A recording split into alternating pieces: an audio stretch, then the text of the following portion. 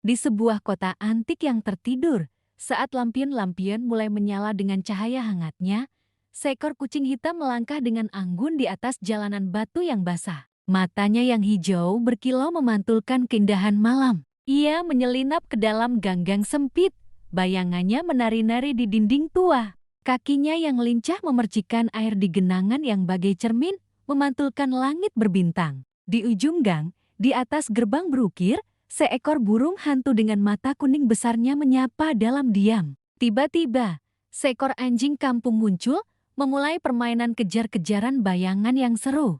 Mereka berlari hingga tiba di alun-alun, tepat saat jam tua besar berdentang 12 kali, suaranya menggema ke seluruh kota. Akhirnya, sang kucing melompat ke atap, duduk dengan tenang memandangi bulan purnama. Kota pun kembali hening, menyimpan kisah petualangan malamnya. Terima kasih sudah menonton. Jangan lupa suka, bagikan, dan berlangganan ya. Sampai jumpa di video berikutnya.